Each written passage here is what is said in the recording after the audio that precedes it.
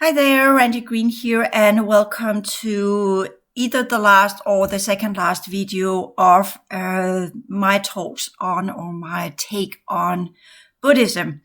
And I got a little bit of some loose ends I want to wrap up. We have been talking about the Eightfold Path, and there are also the 7 steps to awakening. So they would be a completely new level of teachings to tap into. But I have decided I want to do this differently because this is where my teachings cross over as well. They're kind of within the same avenue of ideas, and they are grown out of Buddhism. Absolutely no discussion about that. I'm talking about correct this and correct that, and they all tie into, if we go with the ideas that were presented by the wisdom literature. That was what I wanted to put there. But wisdom literature is also when we talk about some of the wisdom literature that goes in what we call Old Hebrew, wisdom literature that was written by Joshua Ben Sirach, actually, which is part of the more of what we call the Hebrew Bible. But we also have wisdom literature in Old Greece, and we have it in Sumeria, and we have it everywhere. So it's been part of the human understanding what it means to be a good human that behaves in good ways. And the Eightfold Path is just another one, a long line of when we interpret it within the reality program, so to speak, the physical world. Well, then it kind of, we could say more or less with a little bit of deviations. Doesn't really matter which religion we're talking about, whether it's Islam or it's Buddhism or it is, and I'm here talking about that part of Buddhism that is a religion, the Mahayana, where we have the gods and the rituals and the daily practices that goes with that. Even though it's based upon something that's not supposed to be a religion, which is interesting in itself. Or we talk Hinduism or whatever we're talking, when people practice it in a ritualistic way and it's not leading to other things than just being the best version of human you can be in the outer reality, which is very honorable as well and should be done. We should be the best version of a human we can be inside this reality. We cannot discuss that. That goes without saying. If you want to do the return path, you are mastering life, and you should master life to be the best version of a human you can be. And that means, what does it really mean to push this physical form, the biofield, emotional field, and the mental field to their highest capacities, where they are so functional that they become permeable for the higher order energies, so that you can begin the return path. And this is what we're dealing with here when we talk about Buddhism. Because as I said, I've got a lot of sayings in my mind that has come in meditation, and which I have then tried to figure out on the internet and not found any solutions. And that's some of the things why I began the deeper studies a long time ago. Remember, this is my entire life. I've been searching for answers, beginning with that dream I got when I was 13. Seek and you shall find, right? And what you will find has no words, has no meaning and cannot be described, but can only be known. And this is not gnosis, as many are going into. Interesting enough, the whole gnosis or gnosis, all depending on how you want to pronounce it. For me, it's tied to Gnosticism, and Gnosticism is whatever's left of their text. I'm just looking at it and say, well, that's a piece of crap. That's a crappy piece of inclusive work that tries to tap into all sorts of things and creates a sort of Christianity out of it. So you don't get me on that one. Oh yeah, this is gnosis. But I do go with the idea of nous with the Greeks, because there the energy is right. So it's all about, again, energetic understanding of what you are dealing with that will make the difference. As long as we are inside the reality program we're part of, that called normal human life, all of these things sounds probable, and this sounds fantastic, and it's all interesting to dive into. But the moment your brain switch from the normal frequency patterns and go into past lives and goes into energetic understanding of things, then you begin to discern in a completely different way, where you're looking at things and say, yeah, that doesn't add up. I can't explain why. I just know it doesn't add up. And I would say that's where we begin to talk about what true gnosis or nous is, where you really get these you can't explain it, but it's an instruction from within that helps you to discern. It helps you to choose between the choices that are presented to you in this, and that helps you to make the correct choice, the right choice, the correct choice. And that's where I see the Eightfold Path. That's some of it. You just have the Eightfold Path, you just have the translation of it, but you don't really have other than the short explanations that are given there, you don't have the fuller level of it. We could say there are 3 levels to it, which were some of the things I got handed over when I was in Israel, actually. I was talking about the Bible to one of my, my Israeli friends, and we had a great discussion, and he said that, in Israel, or where he was actually from Yemen, but in Israel, where he had grown up, he had stumbled upon this tradition that said that when you read the Bible, you can read it on 3 layers. There is for the commoners, there are for the worshippers, and there are for the esoterics. And I agree on that one. And you don't meet anything out there that's not built up in this 3-step ladder. And I have been working my way through what is out there in the normal reality, the commoners, which turns into religion for most, but that's also where you have the worshippers. They get more devout, they go to church, they do whatever, they live by it, but they never get to the inner understanding of it. They learn this. And they practice it by what they have been taught. They do not practice it by what they have experienced from within. So that's where the last big difference is. And that is where, in many ways, when we talk about why did I begin this? Because there's so many brilliant people out there that have already talked about Buddhism and Christianity and Judaism and what have you. It's been worked with for over 2,000 years. There's so many brilliant people having given their level of understanding that matches all criteria of the highest level of understanding when we talk within the base program. But when we talk about going from the worshipping, which is where the practitioner technically begins to go in and in the beginning, after having studied it, then completely chooses, I want to do this. This matches me, resonates with who and what I am. And then begin to make it a complete part of life where everything is lived by it. Whereas the commoners a little bit, I go to church every 3rd Sunday or something like that. But where you really have people that become the worshippers, and they have a tendency to turn it into something that becomes a religion. And the Bailey material calls this the 6-ray implication. Instead of learning to discern, you then jump in with both feet and you get completely dragged into the worshipping, which is a distortion that is based upon emotional needs for security for some way or another, which, by the way, Freud also talks about. So we are, and we have Karl Marx that says, not that we have to go in that direction, but he was one of the first that said that religion is opium for the masses. Remember? So this is how, that's also why I've been digging through it. So I kind of have, when that came up, say, yeah, that's first, you do the first layer of studying, then you go to the second layer where you go full in and you really think this is the answer to all of my questions in my entire life. And then you work through that one. And this is where it would be good to study more so you can compare, because there you will understand, it's kind of within all religions, these kind of ideas. So perhaps there is something further behind. There is a root, there is a cause there that goes further back, deeper behind all of these illusions that are called religion. And that's where you begin your true energetic journey, where you really begin to progress in all the directions of what it actually means to be human. And then it opens up, and that's why I made the blue flower where I touch ground with. There are all of these, as it is in Buddhism, you have all of these right ways of being humans. And when I say right ways, I mean noble ways of being human, honorable ways, which the Eightfold Path also touch ground with.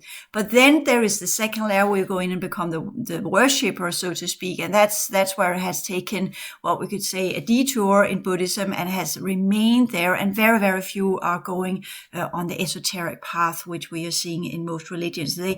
It is that way because most of us that do that, we are not really out there talking loudly about it, because we are entering into that sphere and that realm, as my vision told me 40 years ago, that this cannot be explained. This is something you will know, and it's technically only for you. Because why is it only for you? Because it's connected to my Dharma. It's connected to my karma and my Dharma and my energy system. So it's my path. It's my personal path. It's my personal truth. Not that truth is relative in that manner. Yeah, it depends on in what situation. No, truth is relative because it depends on my path and who I am and what I am and what I am made of. Then truth for me is whenever I connect to the true pieces of my true levels of self, and we're not here talking about a divine self or anything that's proposed in Buddhism, in Hinduism, as we also know Buddhism goes against. And we are not talking about the fabricated self, the non-self that is made by the three lower fields. We're here talking about this weird conglomerate or extensive, complex pattern of light codes and consciousness units and holographic features that are derived and has been developed over extensive lifetimes here and beyond in this universal cycle, previous universal cycles. It is where we literally, in terms of what is a human and what is a God, we become the gods because our consciousness is so vast and so expanded and so complex that from our perspective, that would be what a God is. And even a God in that comparison, what we have seen depicted as gods are they are just little soldiers. They are really not anything compared to what we actually can become. And it's not a sun and it's not a galaxy. These are just physical manifestation of that consciousness structure. Not to say that the sun is a living being. You will not get me on board that one. Not that the planet is a living being either. You will not get me on board on that one. But there are architects that are capable of creating organic systems like that. That in itself is amazing for me, that you can have that knowledge, that scientific knowledge to engineer a sun or a planet or a solar system or a galaxy for that matter.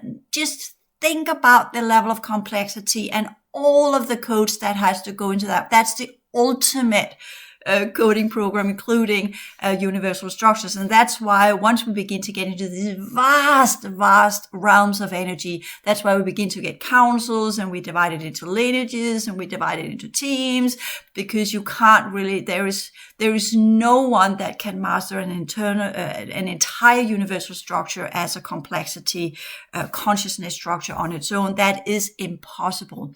But there will always be at each cycle and at each universal cycle, there will always be a group that carries that. Typically in ours, it would be more or less one from each universal lineage, which is, of course, been interpreted in many stupid ways. And that's part of some distortion from the regressed ones and the fallen ones, because they think that they are in a race to become the first of many, as in the highest.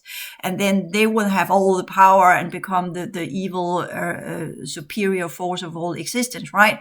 But when we talk about the ones that are moving on, they have developed themselves to such a degree that these 12 that will go up to the highest level of the universal cycles, that will go into that room and become that council of 12 that will decide which will be pushed into the next universal cycle, which has already been made by all of the effort to get to that point. All we're doing now is being pushed into the next universal cycle. That's what the elevation is about. So you have this whole universal structure that just awaits. And the 12 that goes to the highest level, they will sit in that supreme core council that is beyond anything you can imagine. And they will sit there and then they will look at each other and they will, and when I say look at each other, they will literally push out their entire energy system into this large, enormous sphere in the middle. That one there, all of the prime levels of everything they have become, they give to that sphere. And then they completely dissolve and cease to exist. And then what's only left is that consciousness potential in that sphere, which will then jump into, that's the last piece of the elevation, jump into the next universal structure or universal cycles that have been created by all what we've been doing, all of us. But the consciousness that pushes it to life in the next universal cycle is from these 12 primes and what they have gathered of consciousness and what they give on. And they completely disintegrate and cease to exist. They're done. They have given forth their consciousness, which will then blast into new lineages and new ways of being, and they will become the prime core genetics of what was, so that something new can come to be. And that is That is how I see if you do want to go in and say there is some kind of supreme powers, the Elohim, that's what that is about. That's that enormous sphere that is, again, I can see it. I know what it is. I feel it. You can feel the energy of it is amazing. So this is what we're doing. We are building like teams. We're building in lineages. We are building in root races. We're building for the next energies to become the highest pristine state of everything there is. And that's why we go with the highest purity rate, the highest standards, and the highest progression rate. Because our job is to create the next universe. That's our true creational function. We're transforming everything that is here to learn all of the brilliant capacities there is to learn, and all of that energy that we are transforming and making into its highest possible states. We build a new universal cycle. That's why when nothing can be brought forth, then we evaporate it, because it's not worth continuing with it. It's not worth, it doesn't work as it's supposed to. It's failed. It has to go. It has to evaporate. It has to cease to exist. But what will be carried on. That's part of the elevation. That's part of what we do when we do the awakening. That's why we really go in and look at all of our endeavors and everything we have done, and at the same time create a vessel in the outer reality that follows what we call level 1 and 3, because we're not doing worshipping, as I just explained to you here, because we are the ones we're worshipping. So there's no point in putting our power into something else, because we're the one we should worship. We should be in that tight inner relationship with everything that we are. And that's where we should put our aspiration, to awaken that level in us, not to give it to some church or priest or what have you, or teacher or guru or whatever. Don't give your power away. Keep that one, because that's your creational energy. That's what you have with you from this life and all other lives you are clearing in this lifetime. That's your capacities, and don't give it away to someone you think deserves, because what you focus on, you will give energy, which you also know. So you will give your potentials away to someone else that will then take it. And often the ones that demand you to worship them are often from that parallel matrix that we're not really interested in participating in. So the whole kind of what stands for humanity in the future is to get their power back. And that's also been part of my teaching, empowering people to understand that they are everything, but they need to develop it. It has been dormant, and it takes an enormous amount of clearing work. That's what the worshipping, and if we translate it into aspiration, where you really go from, I've just been doing my rounds within the normal human reality, and I'm done with that because it no longer interests me. It's a void. It's empty. There's nothing that really arises excitement for me anymore. And then it goes into an excitement for aspiration, to finding the truth, to finding, what am I? Why am I here? Or what's going on in the big questions, right? The existential questions. That's why I am licensed in existential psychotherapy, because all of this, it's part of understanding the psychological dynamics, which you know, but that's not where I have my interest. My aspiration is to find the big answers to the big questions. It's always been. When I was a kid, I asked the great questions, as many children do, and many children are shut down for reasons and purposes. But actually, we should help them, because the children that are asking these questions, that come in an age of 6 or 7 or 8, that's where that period begins, and ask, why am I here? There we should be honest and tell them, because that's why they got the physical form under control. We should tell them, you're here because you have been here many times before, and you have now begun perhaps a next life that will lead to another life, or this is perhaps one of the last lives you are having here. So let us figure out what your purpose, your dharma, and your function will be inside of this reality, so we can get you up to the level where you're supposed to be in this life, so you can complete your cycles. That is what a parent should do. Not all of this bullshit that's going on out there, placing them in front of iPads and all sorts of stuff, and just getting children because, that's kind of what we do here in this reality, and it's a biological imperative, and they're all so cute, right? No, it's a huge project to put little people into this world. And they are little people. They are born with souls that are going so far back, and some of them are even older than their parents.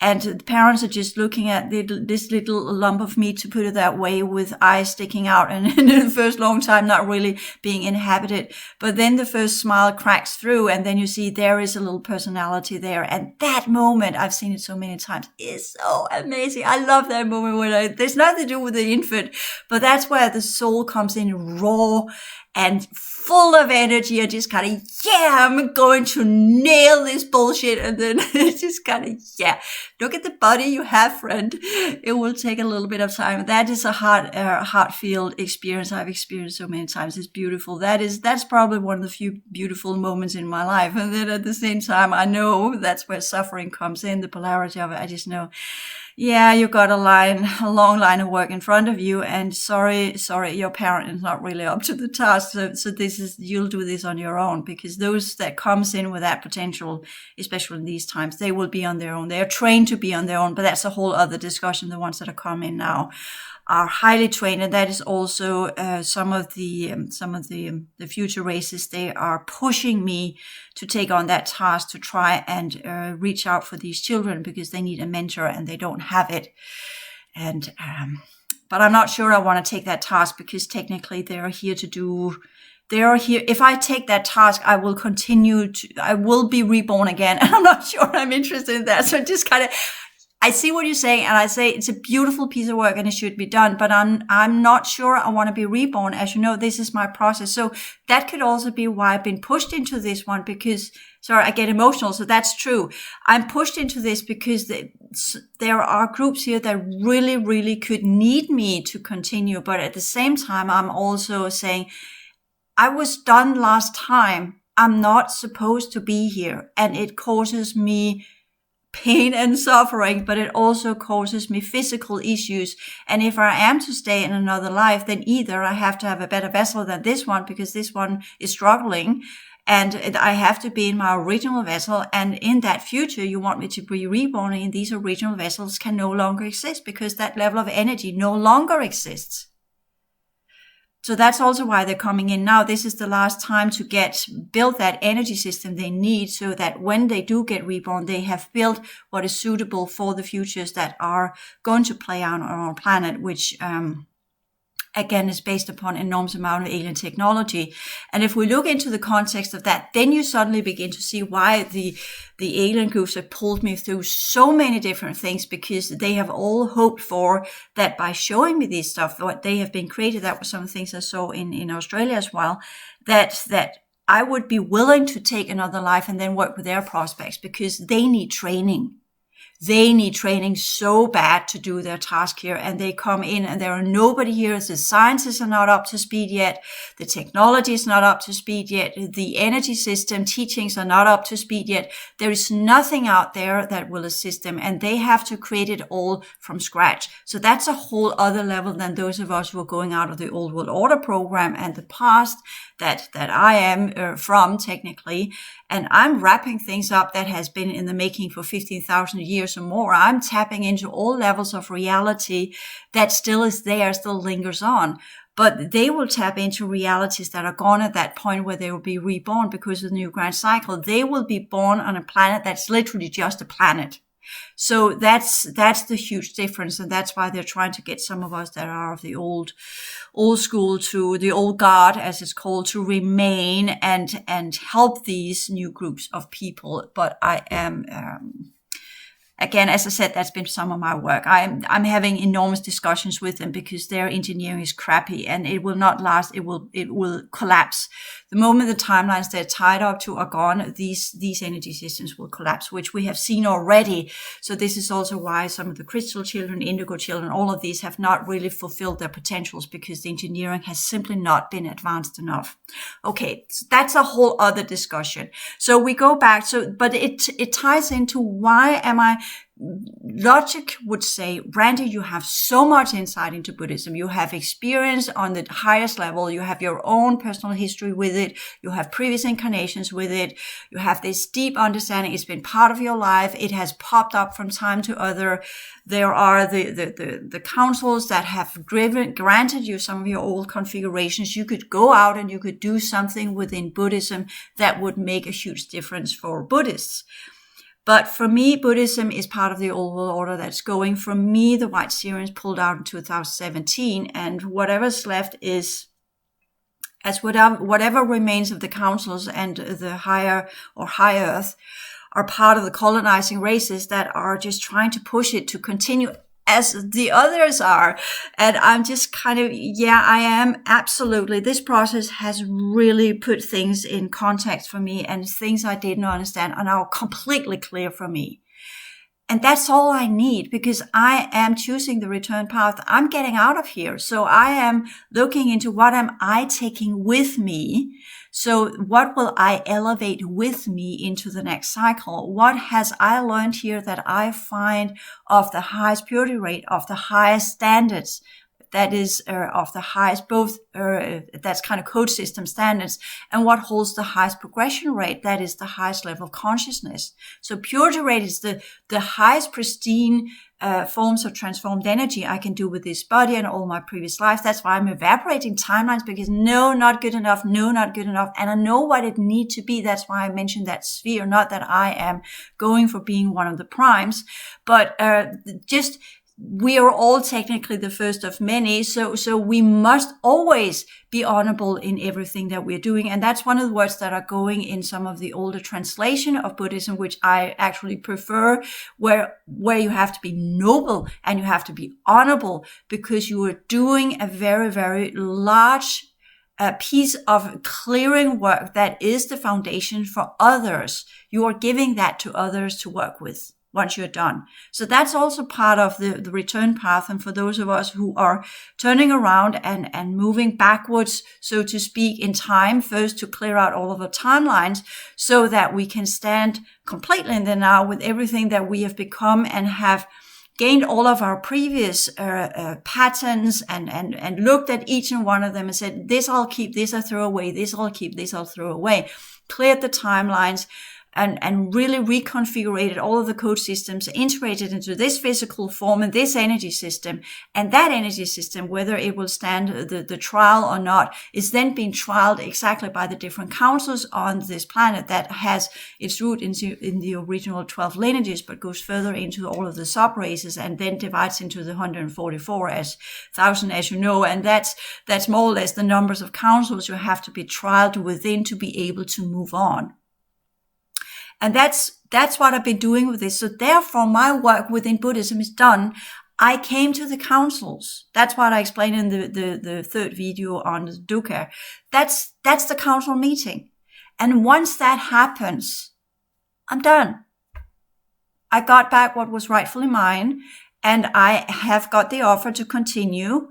And I have revowed myself to certain degrees with some of the work that relates to the high earth and what I'm supposed to do there, because you don't get your capacities for fun. You still have to do something with them, right? But in terms of being a teacher inside this reality, or continue the Buddhist lineage inside this reality, or create a new thought form within Buddhism inside this reality, no, that's done.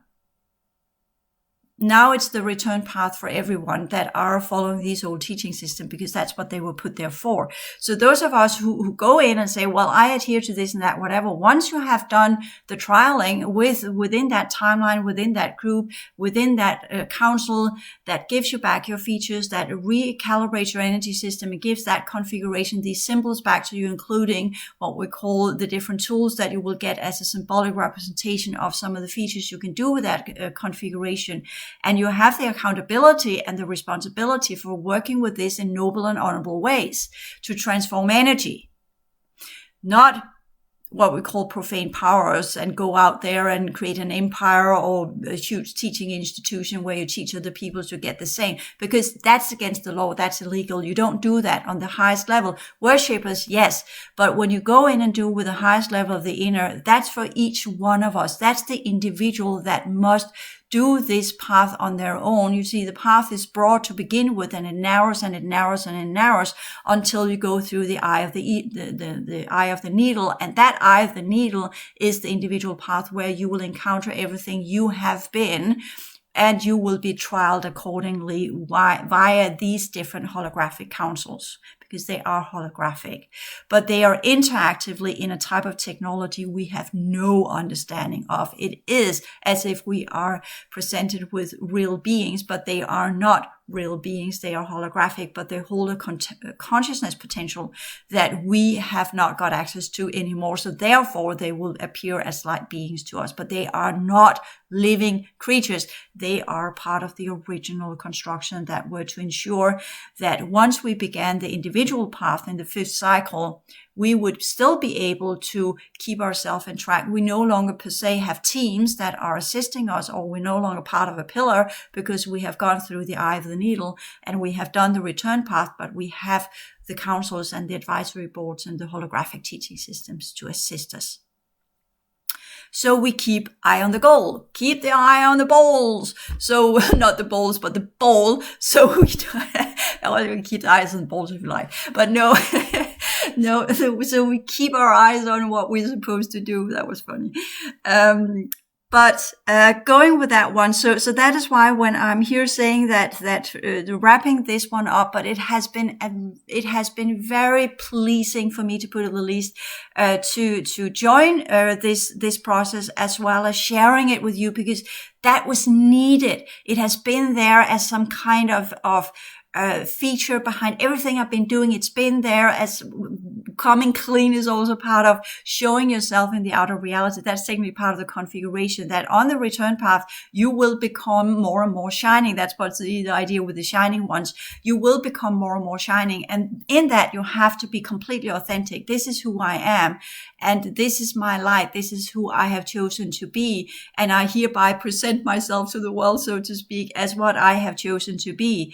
And I will be judged accordingly. But as it also goes with those of us who are doing this, we know that that judgment will probably end up in a crucifixion or something else, because at that point in time, when the shining ones really becomes strong in their power, that light has a tendency to attract its opposition. And that's why also the ones that are doing this, they choose to go solo, and they really choose to go to some kind of seclusion somewhere where they will do the last pieces of the path in solitary dynamics, or just followed by very, very few people.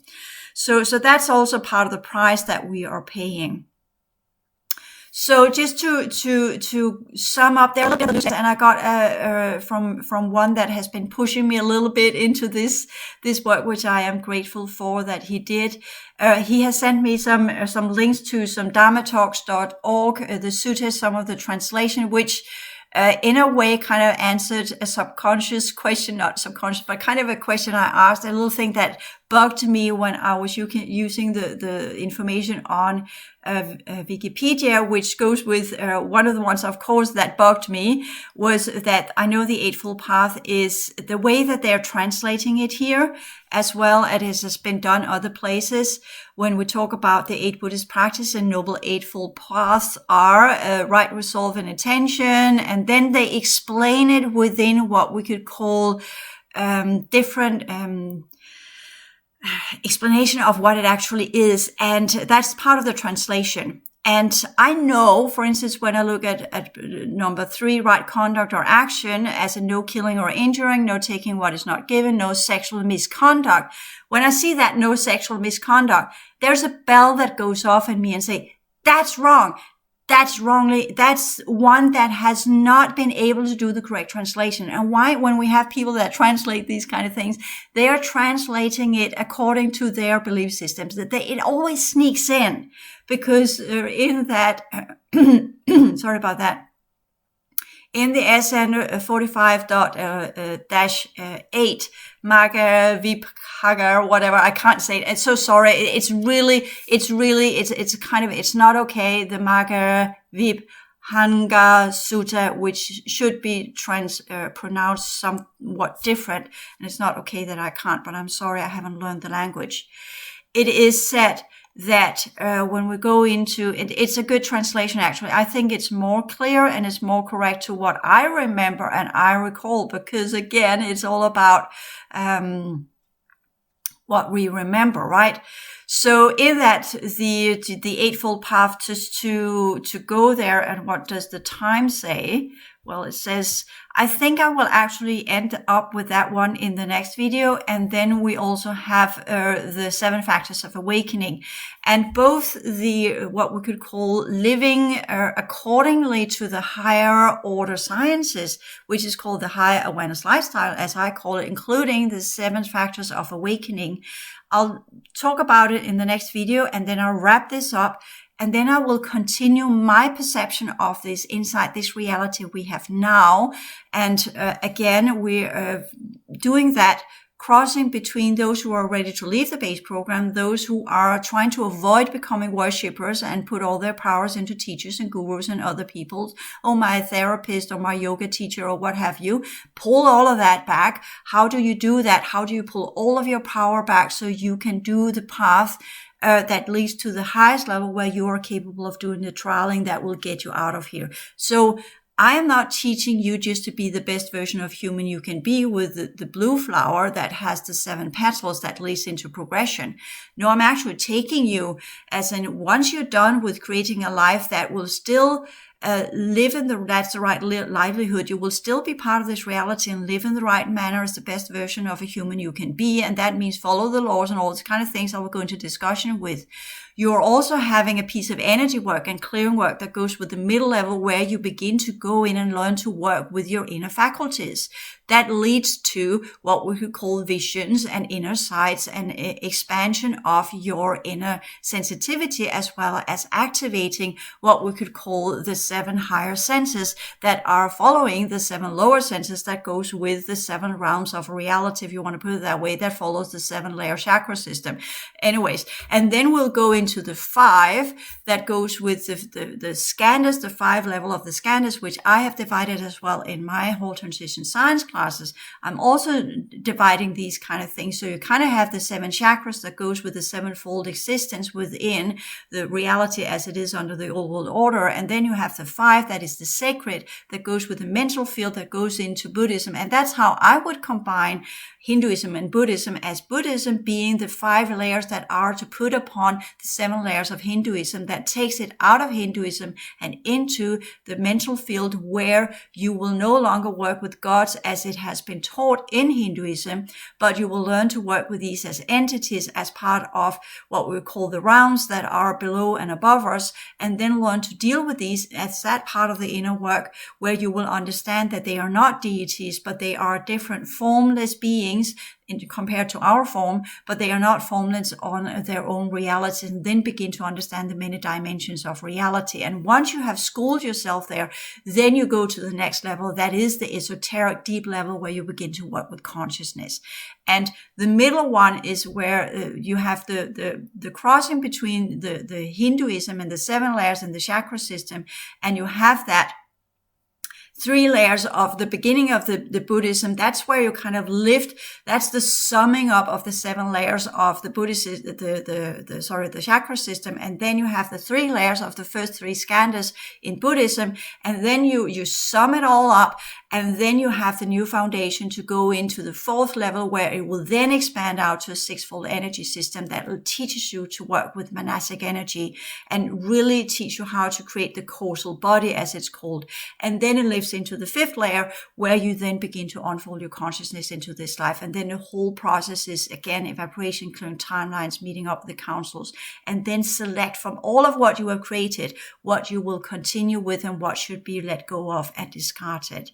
And that is also part of the 7 factors of awakening, which I would much, much rather talk about within the context of my teachings. Because why did I even embark on that journey? Because we needed something that could be used now in this life, not what was created 2,500 years ago, but now we need definitely new thinkers within all areas of our reality field. And there are many, many people out there doing that, and we will do as everybody else has done. We will do our very best to give our version of something that is useful for others, so that we as a team and as a joint race can continue our progression journey, either inside this reality field or progress to elevate and then go on the return path. Thank you.